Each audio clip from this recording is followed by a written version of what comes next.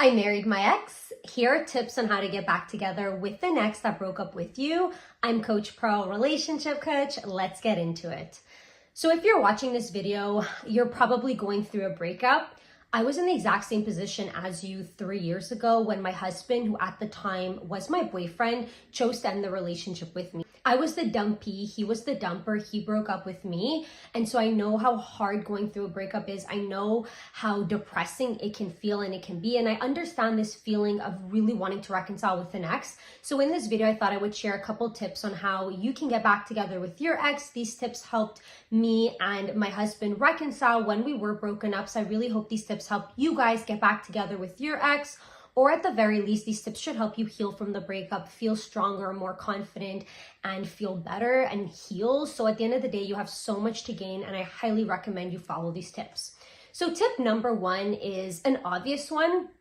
If you've already been scrolling through YouTube, you definitely need to go into no contact. I cannot emphasize this enough. Going into no contact is so important. There's nothing more important than going into no contact if you want to get back with your ex. And at the same time, no contact will also help you heal regardless. So you just need to do no contact. So what no contact does is when you go into no contact with your ex, you're essentially giving your ex the opportunity to experience life without you.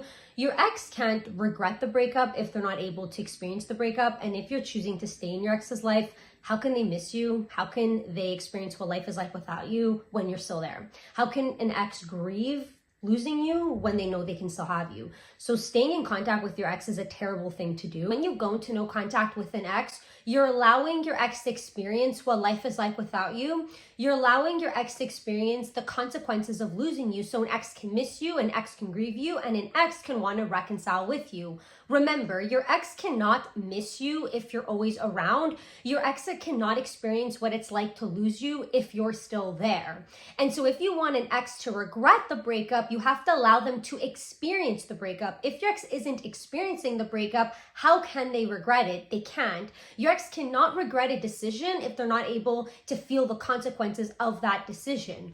So when people stay in communication with their ex, either through the form of begging an ex for a second chance, that just pushes the ex away. The more you beg, the more you push your ex away, especially when it comes to avoidant exes, whether they're fearful avoidant or dismissive avoidant. Begging them for a second chance really pushes them away. I mean, begging any ex for a second chance would push them away regardless, because the more you beg, the more you just boost your ex's ego, the more you annoy your ex. You're not letting your ex go. You're not respecting your ex's boundary of wanting that space for themselves. And so an ex is not going to want to get back together with you.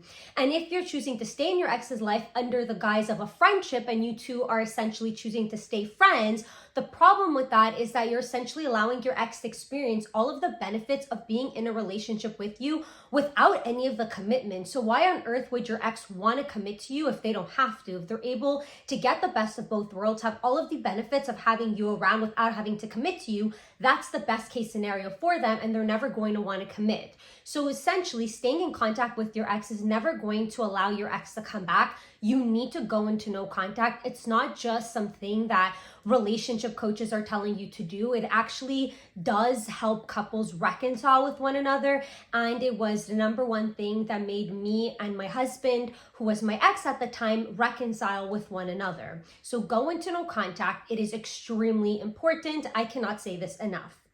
The second tip I have is also very important, but you need to work on yourself. As human beings, we all have flaws, and usually if a breakup happens, usually it's due to issues that both parties have contributed to. And so everybody has flaws. Everybody has things to work on. There's always going to be a reason why things didn't work out in the relationship, and things that you can probably do better and things that your ex can also probably do better. And so from your end, you want to work on yourself, work on your flaws, become the healthiest, happiest, most fulfilled version of yourself. You want to become a much more attractive version of yourself than you were when your ex dated you. If your ex was able to fall in love with you once, your ex does have the capacity to fall in love with you again, especially when you're working on your flaws, becoming a much better version version of yourself, then why would an ex not want to reconcile with you?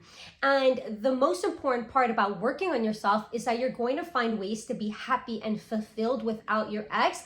And there's nothing more attractive than that to your ex. An ex loves if you are a better version of yourself. You're very confident, you're very self-assured, you know your worth, you know your value. That's what reattracts. And that essentially leads us to the next point. If you want to reattract an ex and reconcile with them, focus on your goals, focus on your hobbies, really focus on becoming very fulfilled in life and not needing an ex. There's nothing more attractive than you not needing somebody, than you being confident by yourself on your own. So what I would recommend you do is you can create what's called a breakup bucket list.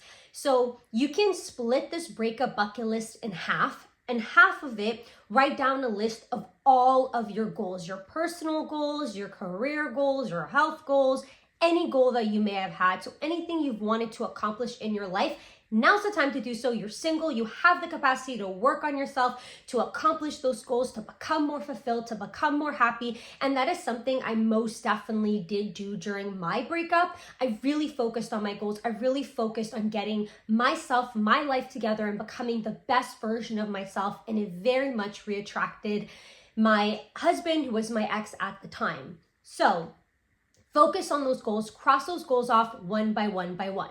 On the other half of that breakup bucket list, you're going to want to write down fun things to do. So all the fun things you've always wanted to do, whether it's skydiving, whether you've wanted to get that tattoo, whether you've wanted to learn that language, travel to this country, whatever it is that you've always wanted to do, write it down.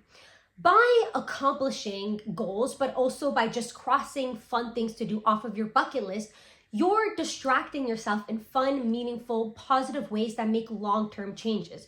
You're going to very slowly rebuild that self-esteem, rebuild your confidence level, rebuild that ego that got broken when the breakup happened. And when an ex is able to potentially break no contact with you and they ask how you've been, what you've been up to, you have all of these fun, cool, exciting things to share. And your ex is able to see that you don't need them. You're not desperately in need for them. Yes, at the beginning of the breakup, you're probably going to be feeling pretty desperate and want to get back with your ex so badly, and those feelings are just so strong. But with every goal that you accomplish, with every fun thing you cross off that breakup bucket list, you start becoming stronger, more confident. You think about your ex less, you desire your ex less.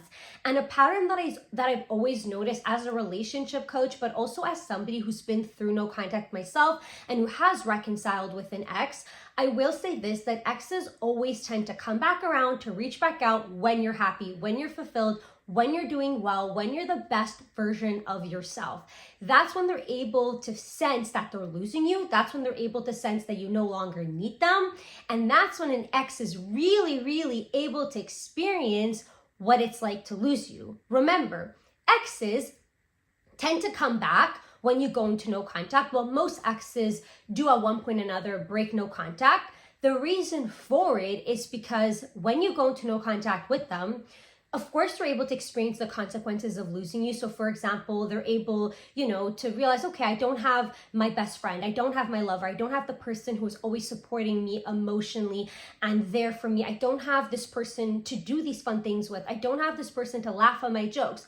And an ex is able to also experience what it's like to not have the capacity to be with you. So a dumper's biggest fear is always going to be you moving on. Even if an ex seems to be okay with the breakup, especially at the beginning, especially if they're going through the first relief stage, as time goes on and an ex is able to experience what life is like without you, an ex is able to experience the consequences of losing you, and your ex realizes they may never have the capacity to be with you, that's when your ex is able to miss you and to want to reconcile. So while you're finding all these fun things to do, while you're accomplishing things off of your breakup bucket list, you desire your ex less.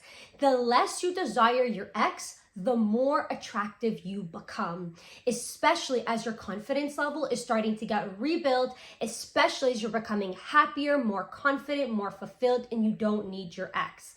So By following these few tips that I mentioned for you, the chances of reconciling with your ex are going to be very high, especially if you follow it as closely as you can. If you really focus on yourself, work on becoming the best, happiest version of yourself, if you let your ex go fully and you go into no contact and really force an ex experience what life is like without you, and you give ex absolutely no benefit of having you in their lives, then as time goes on, your ex is able to then start thinking about the breakup, experiencing the breakup, and realizing maybe they thought the grass would be greener, but now they're realizing that the grass may not actually have been greener, right? The grass is always going to be greener where you water it. And that is a big lesson that exes can learn. So essentially, if you want your ex to come back, by going into no contact, it's not some form of voodoo or some spell or some manipulation tactic.